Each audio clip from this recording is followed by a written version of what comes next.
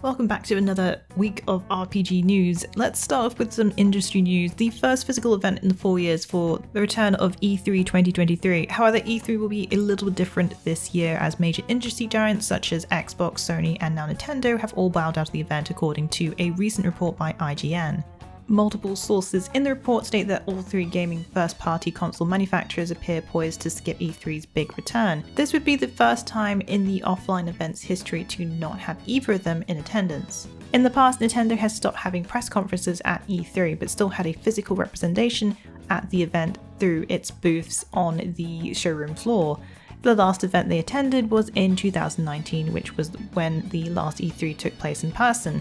Microsoft and Bethesda have also in recent years decided to host their own showcases alongside E3's happenings. E3 2023 will be taking place June 13th until June 16th at the Los Angeles Convention Center. June 15th and 16th are E3 Gamer Days open to the public. As with this news and all news mentioned in this video, you can check out the link below in the description. Announced this week from developers Vutu Studio and publisher Astrolab Games have revealed the release date of their upcoming game Soul of Chronos. This top-down isometric RPG hopes to invoke memories of nostalgia of classic JRPGs. This post-apocalyptic adventure takes place in a mysterious world where different races seem to coexist together. A world-ending event known simply as the Apocalypse shattered life as humanity knew it. Even 15 years later, the world is still reeling from the effects as there is great unrest among the population. Souls of Chronos will be played purely from a top-down isometric perspective. The game is highly stylized and has a certain classical RPG look to it, and the combat is played in real-time action, not turn-based. The game will be released on February 14th, 2023. It'll be available on PlayStation 5, Nintendo Switch, and PC via Steam. The action RPG Souls like the Lords of the Fallen has gotten new screenshots in-game that have appeared now on the Steam page. The new images show off some menacing looking enemies, including more colossal sized beings. Other screenshots show an archer setting up a shot to take down an ironclad foe accompanied by some smaller enemies. Each image is highly detailed and even gives a glimpse of a hefty greatsword with detailed etchings. In case you missed it, The Lords of the Fallen is a reboot of the original title of the same name, but adds a "the" to mark its new beginning and drops the "to", even though it's a sequel. Expected to release sometime in 2023, the action RPG received a trailer in December at last year's The Game Awards. Its trailer revealed it's set in the same dark fantasy world as the first title, however they're taking place thousands of years after those events. Players will have vast locations to explore with interconnected worlds. The Lords of the Fallen will be coming to PlayStation 5, Xbox Series X and S and PC sometime in 2023. Capcom have announced Monster Hunter Rise Sunbreak will be gaining the Elder Dragon Velkana with the next free title update, which arrives on February 7th. In this update, hunters with Master Rank 10 or above can venture into the lair of one of the iconic Elder Dragons from Monster Hunter World Iceborne, Velkana. In Iceborne, the frosty monster uses the ice element to cause the element Ice Blight. Players would need to look out for the beast's sudden icy breath, manifesting spires of ice out of thin air. Along with Velkana comes the Risen Crimson Glow Valstrex variant.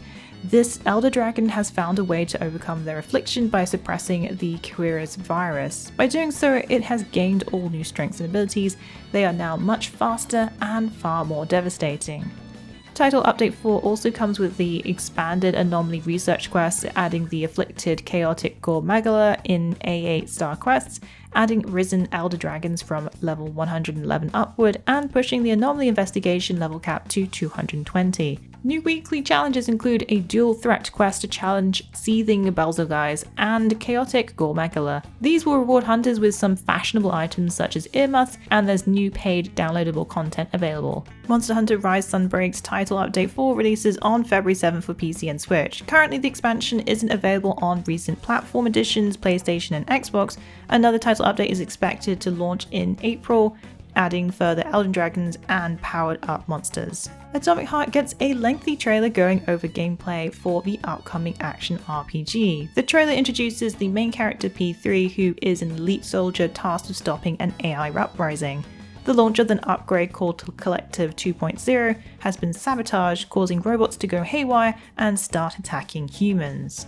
The footage shows some of the interesting abilities players will get to wield with the Power Glove, an AI-aided piece of gear. The AI known as Charles is a guide that provides new quests, objectives, story, and character details, but it's much more than just a handy guide. It also lets P3 hack robots, scan the area, and provide combative abilities. Wield electricity, ice blast, and protect yourself with energy shields. This Swiss army knife of gadgets will certainly come in handy when facing the madness.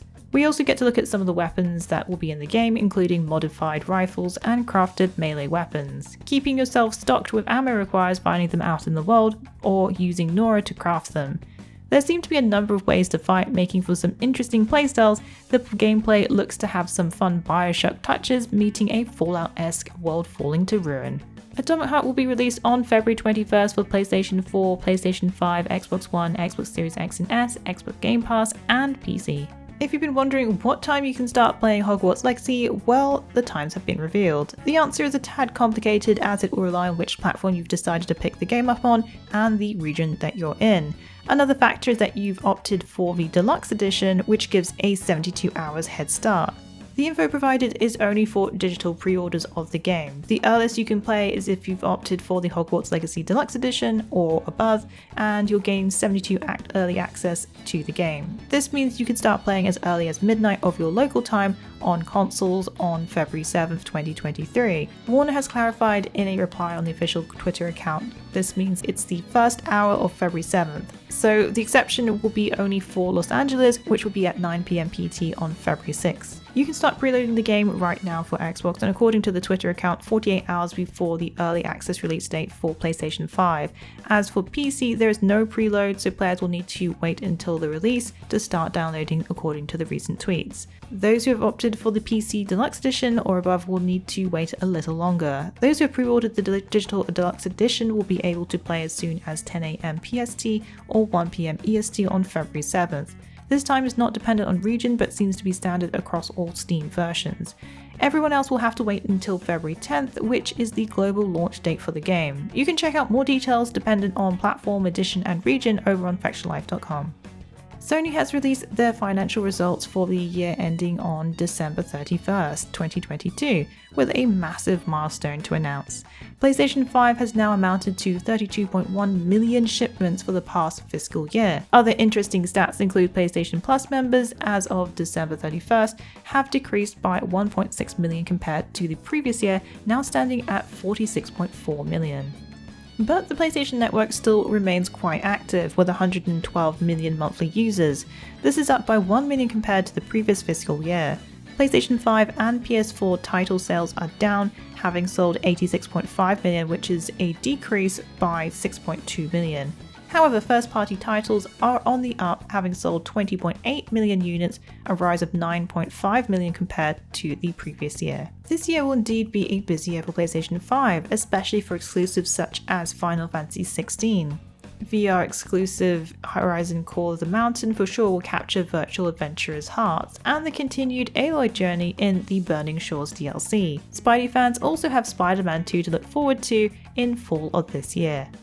There are of course a number of non-PS5 exclusives which will also be coming to the console as well as other platforms such as Hogwarts Legacy in just a few days, which has its own PS5 exclusive quest. Then there's Assassin's Creed Mirage, the next major title in the series, the Resident Evil 4 remake, and many more. You can check out the full list of announced titles so far in our PlayStation Reveal 23 games to look forward to in 2023. WildHearts just got a ton of information confirmed during its recent Reddit AMA this week. The developers confirmed at least 20 Kemono to face off at the start, plus all post-launch content will be free. WildHearts, which will be releasing this February, is set in a fantasy feudal Japan where players can hunt down ferocious beasts called Kemono. This spin on the monster hunting genre includes contraptions that can be built mid-battle called karakuri. The devs have confirmed that there will be at least 20 of these mighty behemoths to face at launch. At launch, the game will have full crossplay enabled between all of the consoles and PC. Unfortunately, there is no form of cross-progression planned for the game. It has been confirmed though that the game can be completed solo if one wishes, and it will have a proper offline mode. You know, the kind where you can pause the game if you ever need a quick breather. There'll be 8 deadly weapons to choose from when the game is released, including a deadly umbrella weapon, staff, claw blades, and more. Koei Tecmo has confirmed that there is indeed post-launch content coming. Most importantly, they have also confirmed that all this is planned to be completely free of charge. There are no microtransactions also being planned to be added to the game. WildHearts will be released on February 16th for PlayStation 5, Xbox Series X and S, and PC. Well, that's it for the Week in the Wikis. Please join us again next week for yet another great week of gaming. Remember to check out our VIP program for some exclusive supporter benefits. And budding writers should take advantage of our Become an Author initiative. Thanks again for being part of this great community. Keep checking in with us with news, reviews, YouTube streams and vids, and general wiki goodness.